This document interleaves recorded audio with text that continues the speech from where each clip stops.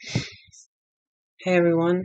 I wanted to go over a couple, not just a couple, a good amount of verses from the Bhagavad-gītā on karma yoga, and why it's important for a beginner to sort of dig into this mindset of karma yoga. First verse we're going to look at is verse 29 of chapter 3, and that after verse 29, we're going to do a bunch of them in a sequence that are one after another in that same chapter. So chapter 3, verse 29.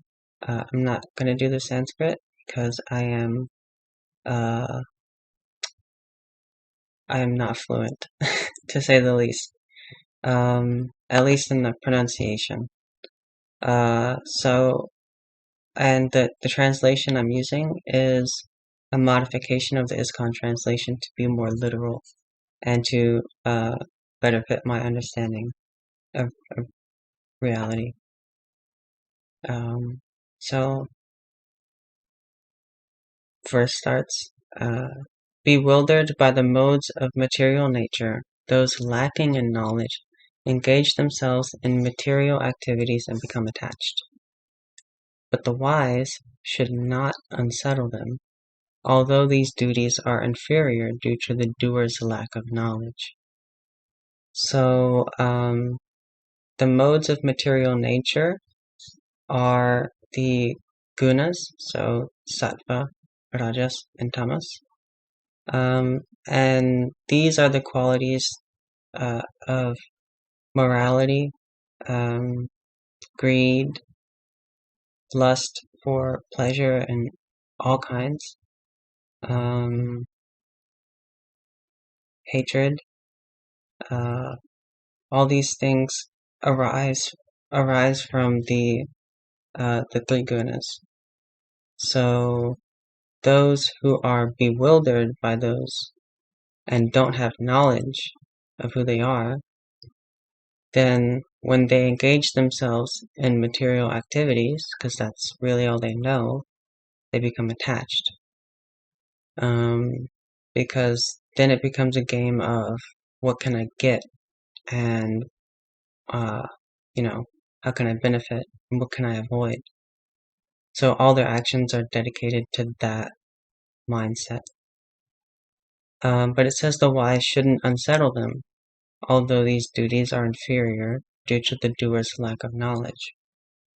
So why are they inferior? Because what they're doing won't lead to permanent freedom from suffering and permanent happiness.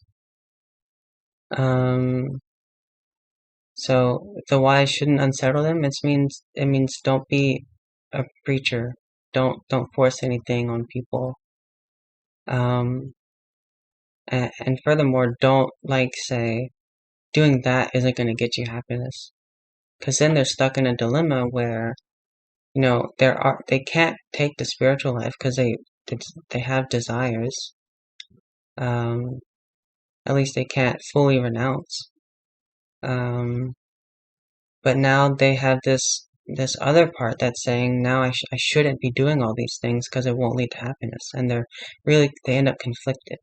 And so Krishna is saying this in particular to avoid that situation, because those who aren't able to act on their desires, who have guilt over them, but also who are too attached to renounce anything, then that lifetime is practically wasted, because any direction you go, you can't further yourself in any way because you're trapped on both sides. So I think that's important, to not go around spouting the highest knowledge to just random people on the street or your family members and all this kind of thing. It takes wisdom, more wisdom, to just be there, and if someone has developed the qualities to where they are ready to take on the spiritual path, then you can start getting into these things that we're getting into. So chapter 3, verse 30. Therefore, O Arjuna, surrendering all your works unto me, with your mind absorbed in the self, without desire for benefits, and free from the sense of ownership, fight vigorously. There's a lot in there. This in particular is the reason Karma Yoga is aimed at beginners. So you have, in this verse, you have desire for benefits, desire for pleasures and gains, which is lust.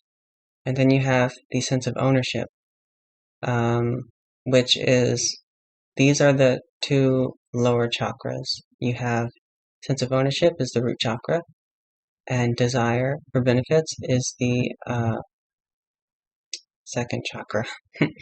I never remember the names.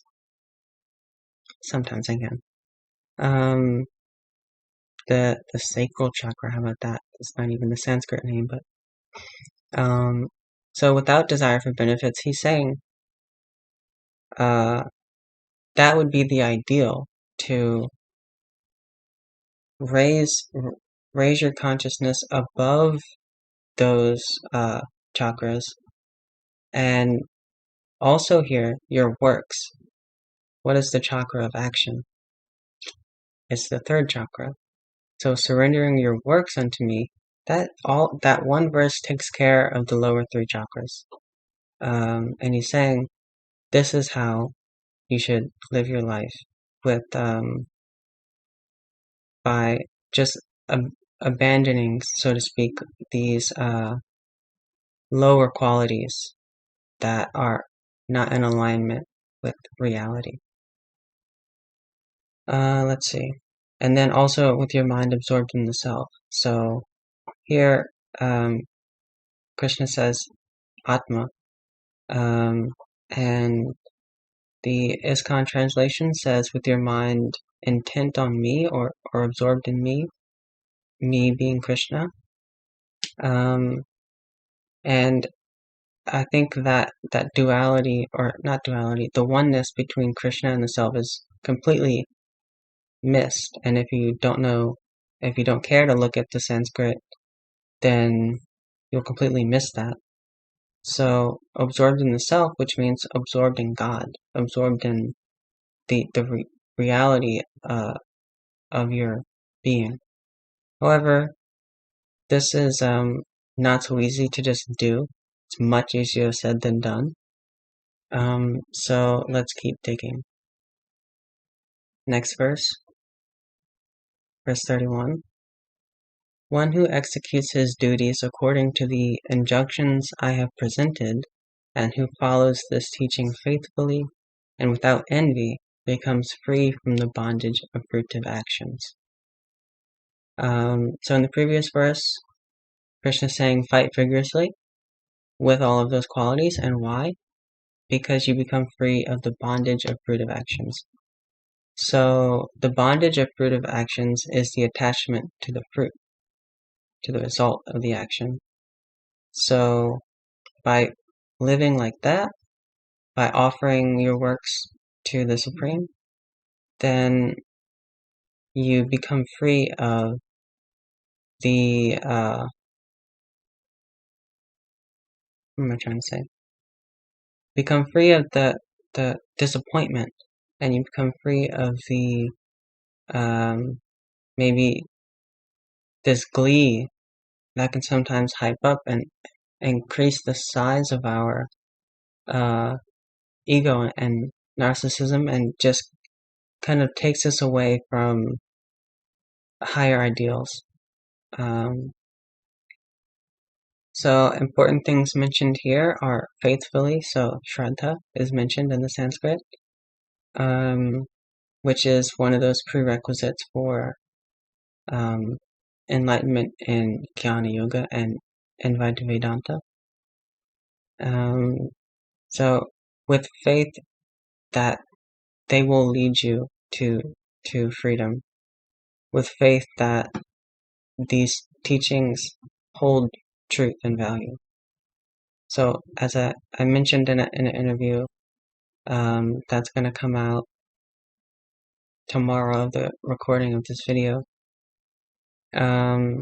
that Shraddha also includes faith and scriptural references that they can guide you. And what are according to the injunctions I have presented? What are the injunctions? They are surrendering your works unto God, with your mind absorbed in the self, without desire for benefits, and free from the sense of ownership. The only one there that is much easier said than done is with your mind absorbed in the self. That one takes prior knowledge of the self to just do that. So let's keep going. Verse 32, but those who, out of envy, disregard these injunctions and do not actually live in this way are to be considered bereft of all knowledge, befooled, and doomed to ignorance and bondage. Now, it's some harsh stuff, and someone might say, well, now this is just saying anyone who follows something other than the Gita is a fool and is doomed to ignorance. But that's not really true.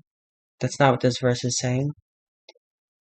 So, who disregard these injunctions, it just means the injunctions of selfless living. And it says out of envy, so out of envy for those who do live like this, and you have gotten to peace, out of envy of those people, you disregard these because, you're too proud of yourself to admit that you might be wrong. Then, as long as you're like that, you're kind of stuck in that ignorant mode that you are in.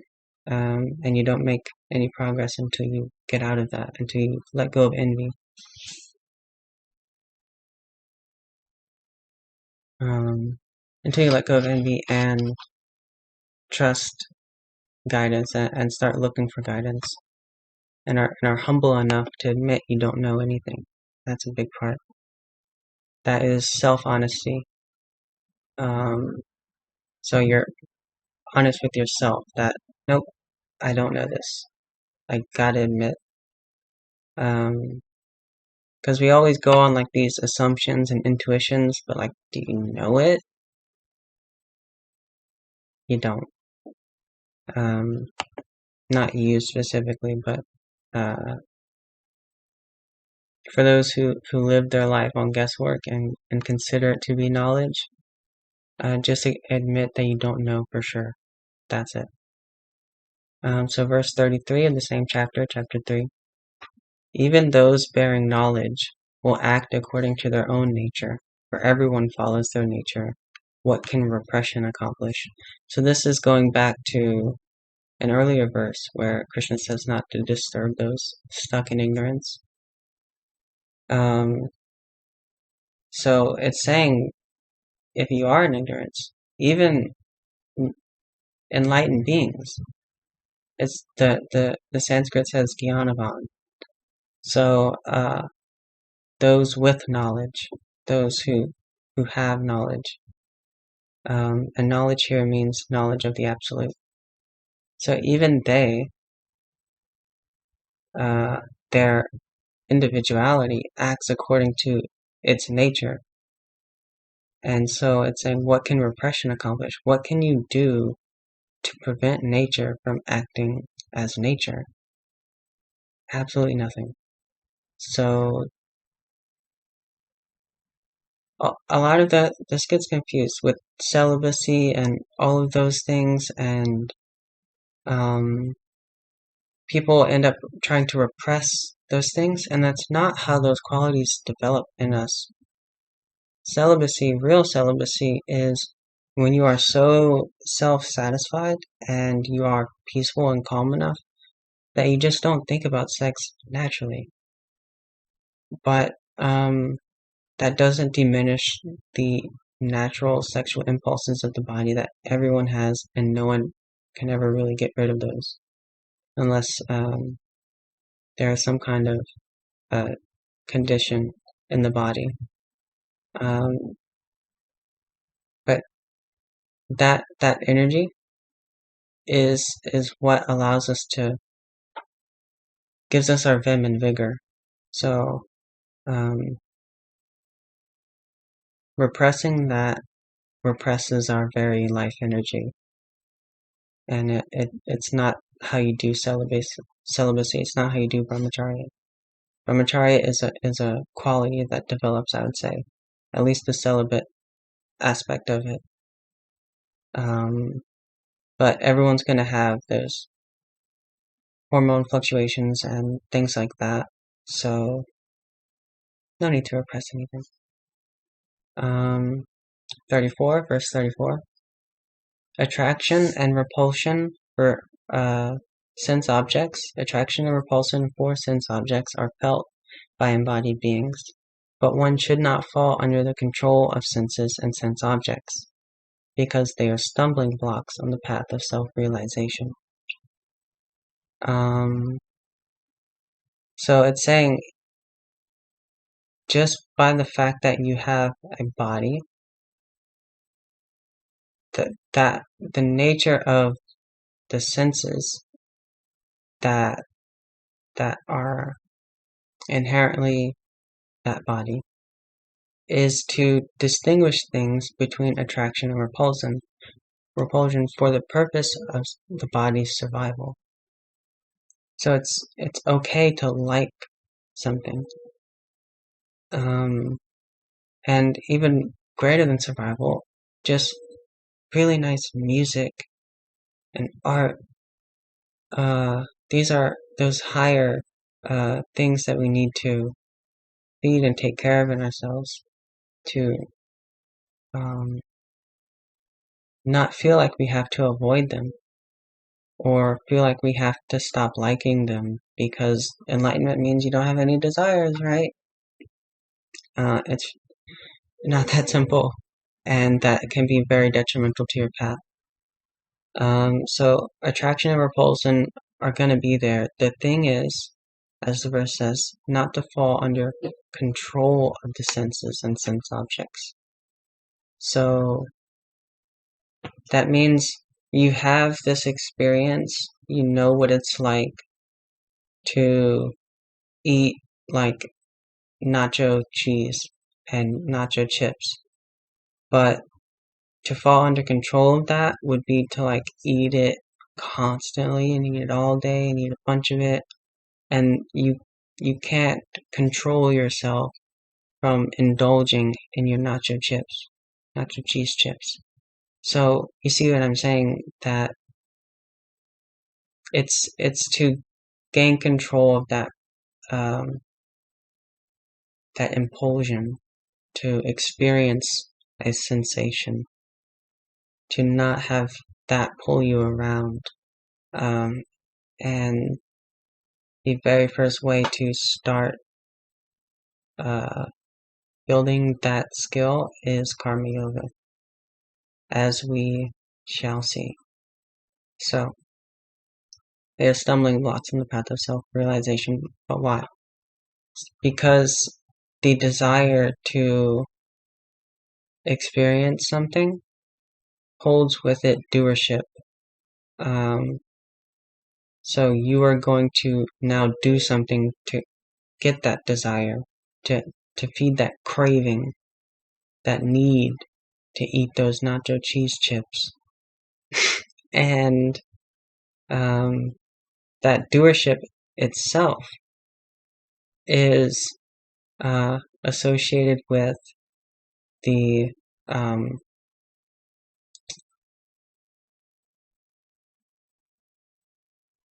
it's associated with your left hippocampus, and I'm pulling from my guru's teachings on the brain, and so what we're trying to do in meditation is get out of the left hippocampus. And so by going into the left hippocampus, that in itself, being pulled by the experience of sensation, then that's a stumbling block to realization because we're trying to go the other way. We're trying to get to spaciousness, and that is contraction. So let's keep going. Verse 35. I thought this one was important to add because I have something to say about it.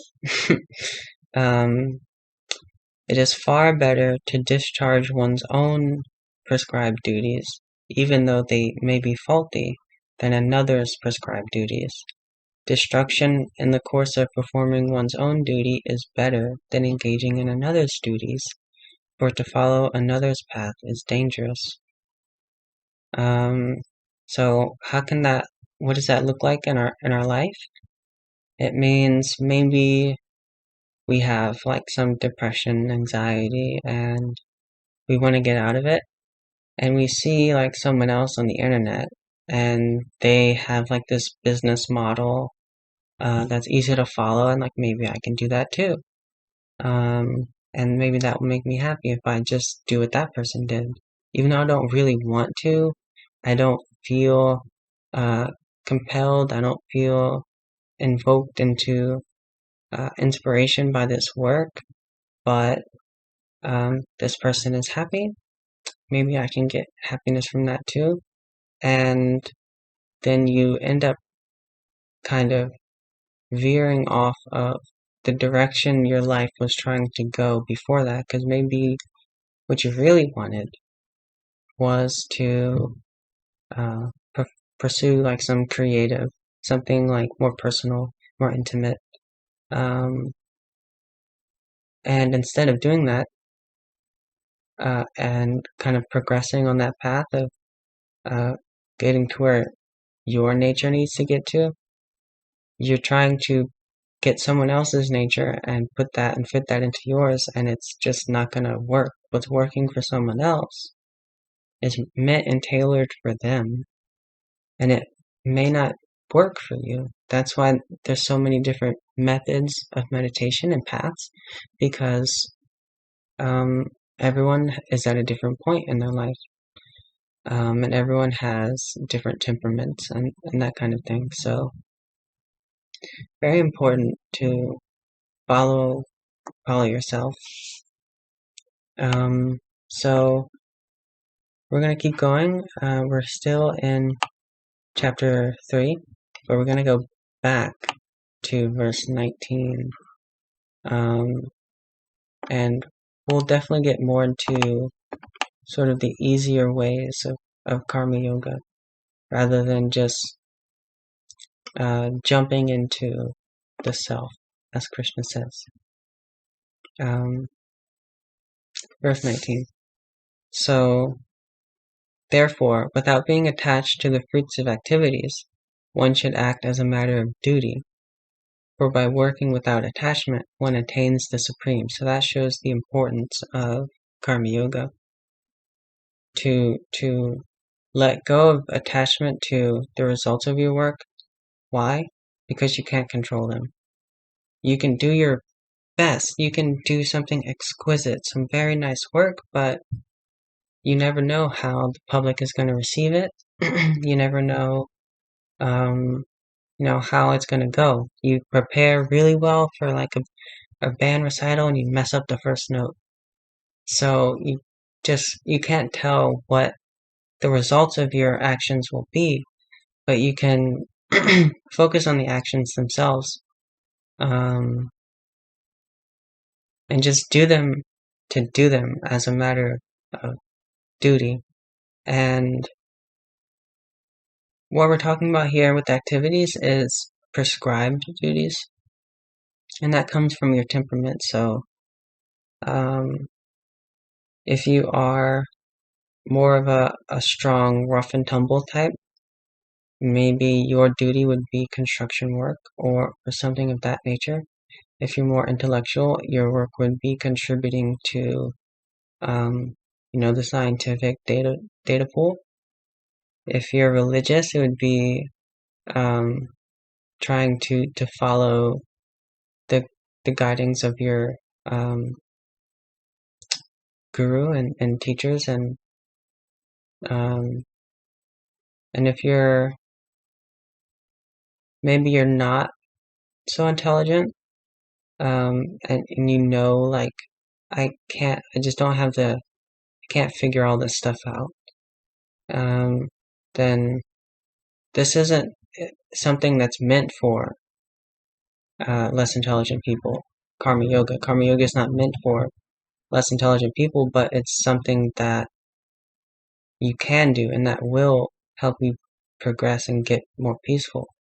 But maybe you don't know how to ascertain the mechanics of quantum physics and all this kind of thing. Because to understand spirituality through the intellect alone, you need really, really sharp intellect. So karma yoga is something that's tailored for all, but even the less capable can take it up and make progress. So verse 26, it furthers the point of not disrupting the ignorant. So it says, "Let not the wise disrupt the minds of the ignorant who are attached to fruit of action. They should not be encouraged to refrain from work, but to engage in work in the spirit of devotion." So that means offering the fruits to the Supreme, saying the only one who knows and can actually control the outcome is the totality, the absolute. That is work engaged in the spirit of devotion. Even more so would be to work and serve as if you were serving God. That one is much harder for people. And there's some stuff on this later that we're going to touch on briefly. Maybe go in depth. But so instead of, if they're coming to you for advice and,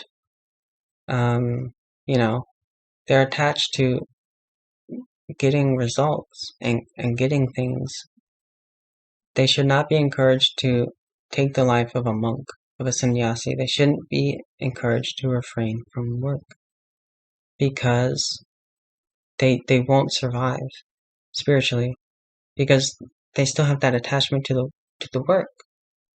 So if you kind of prevent them from doing that, then they never get to play out that karma and they can't progress. So encourage them to follow their desires, but work as though serving God, or work as though God is controlling the results of the actions. And if you can't take to any of those, then just don't worry about the results. I can't control them. They'll come and be whatever they are. All I can do is focus on my work. So we'll keep going. We're almost done. Don't worry. Verse 41, still in chapter 3. Therefore, O Arjuna, best of the Bharatas, in the very beginning, curb this great symbol of sin, or craving for sense pleasure, by regulating the senses, and slay this destroyer of knowledge and self-realization. So, what is Krishna prescribing as the method of regulating the senses? Karma yoga. He's saying, when you give up care for the results of your work, you're already regulating the senses and controlling them. So it says this great symbol of sin, and what they're referring to is lust, and that's talked about in a previous verse. And lust is not just sexual lust, it's desire for pleasure and desire to avoid pain. That's lust.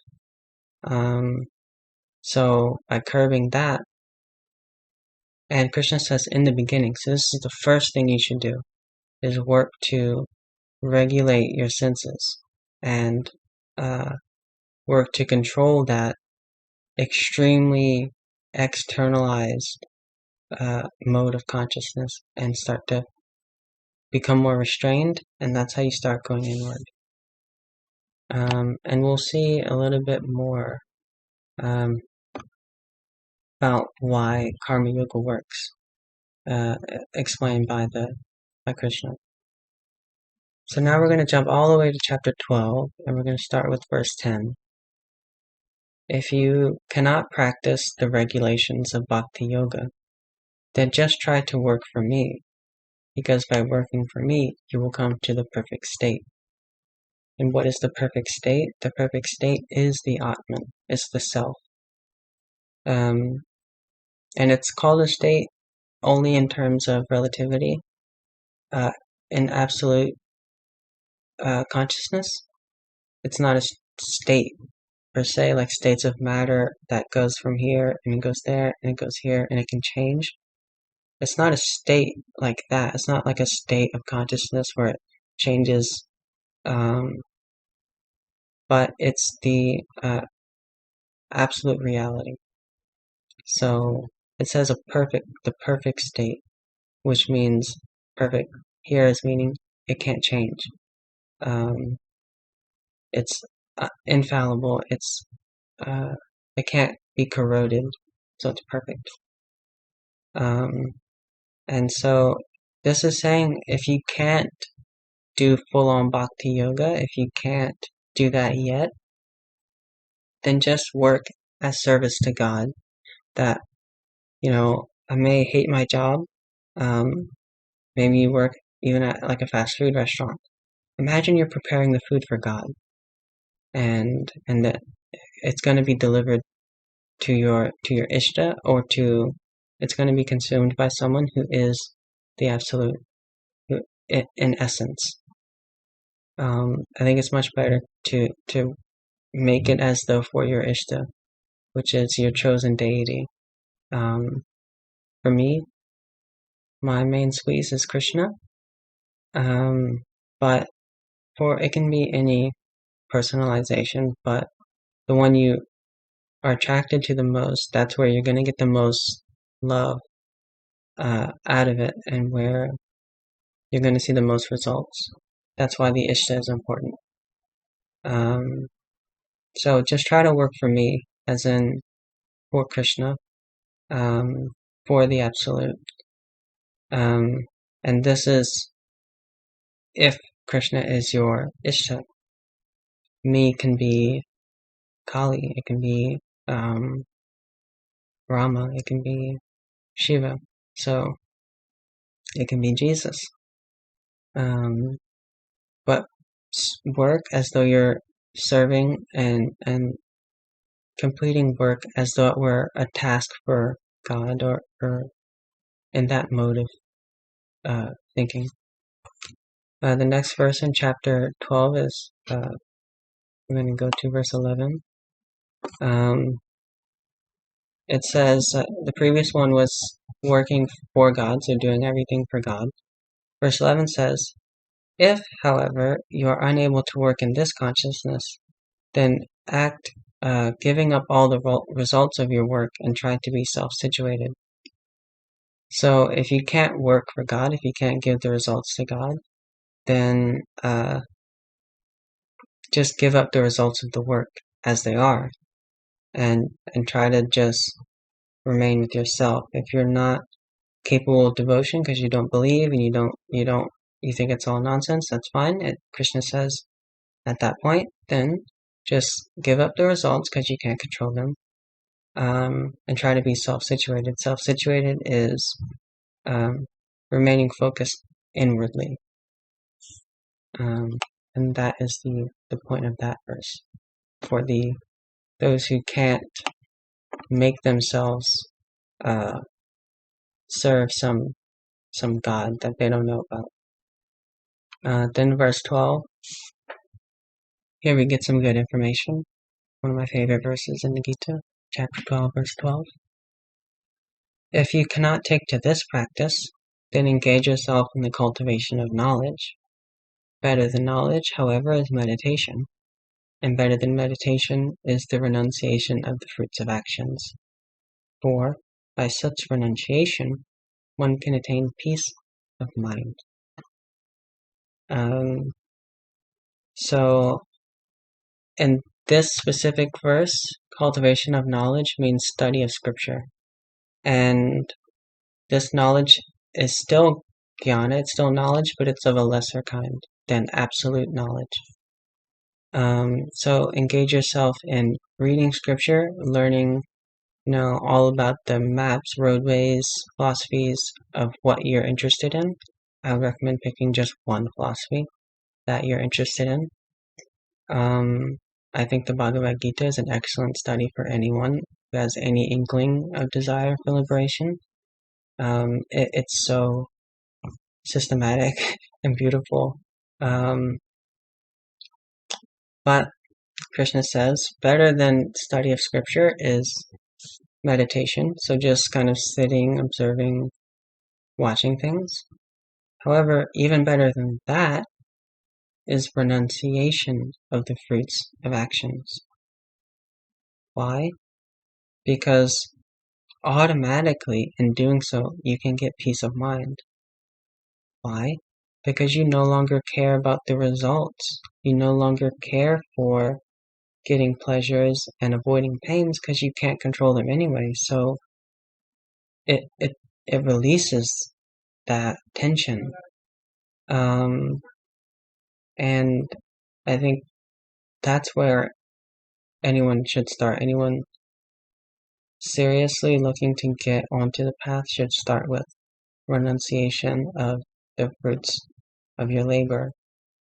And what does that mean, renunciation? If I haven't said it enough. It means understanding you can't control the results, so you're no longer attached to getting one result or another. And that's not to say that you wouldn't prefer one. Obviously, you have this duality. I know this one is the one that I like more, but you're not attached. So whatever happens is whatever happens. It doesn't bother you. So you work to get the result you want, but it is what it is. I can't do anything about it. And by that, you start to gain peace. And it's definitely much more complicated than it is what it is. But it has much more depth than that statement. But that statement, when used by certain people, has a lot of depth too. But people sometimes get turned off by that statement, and I don't want that. So karma yoga, in essence, is renunciation of the fruits of your action. So you're just working to work. You're doing it as your duty, whether you're a therapist or a bank teller. You're doing your duty to the best of your abilities, not knowing or caring what the results will be. And that would be the lowest form of karma yoga. Higher forms would be doing your work as if you were working for God, as if the person on the other side of the counter, when you're a bank teller, is God, and you're taking care of them and making sure they, get what's best because it's God. You're gonna work. You're gonna do the best work you can. You're gonna do it with love, and that starts pulling us into the heart and into peace. So it helps pull us out of these sense of ownership and the sense of lust, because we're no longer reaching for sense pleasures or avoiding sense pains. And that sense of ownership, easiest way to get rid of that is to just know, there's multiple levels of that too. So for the one who isn't ready to think about God in any kind of way, you see this big universe, at least see it as alive, that this is a conscious universe, and that there is a supreme beingness to it all. And you can even do lower than that But so for that one, it would just be all of these objects here, this laptop, my shoes, all of it, it belongs to that ultimately. Because even if I stayed with this object for millions and millions of years, it's eventually going to deteriorate and be absorbed back into nature. So I can't own it ever. Can't ever permanently actually own something. And so it's just that knowing that these things are here, I can use them, I can interact with them, I can even enjoy them, but they're not mine. They belong to the Supreme. And you can say even a lower than that would be they belong to the universe. Just they belong to nature as it is. This thing that we're all in, it belongs to that, not to this little mind. Then you can say it belongs to my Ishta. It belongs to Krishna. This is only yours, Krishna. And when you're serving food, it's only God's food. And that's a part of cooking. You're serving God. You're offering the food to God. That's Bhakti Yoga, but it's also Karma Yoga. So that helps pull us out of the lower projections of the brain into those more detracted from source modes of being, and helps us rise and raise our consciousness back to the more natural place of peace and meaning and bliss inside of ourselves. And doing this in particular with devotion to God as a main component of it, I think you'll be very blown away by the results that you can see very quickly. To know, like, whatever you do, it's all His will.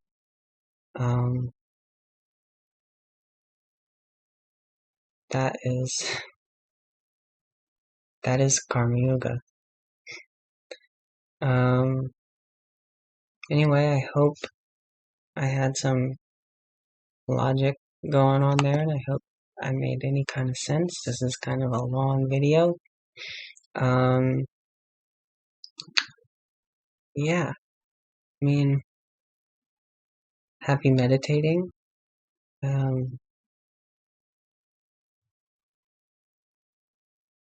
Jai Shri Krishna. Bye.